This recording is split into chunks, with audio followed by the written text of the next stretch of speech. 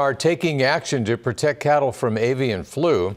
An order requires producers to obtain a permit from the Ag Department that pertains to all breeding female dairy cattle that enter the state. The virus has been found in herds in 5 states, including Kansas. Producers are also asked to quarantine new animals. Bird flu in cattle is not expected to have the same supply chain impact as in chickens because of how the virus is treated.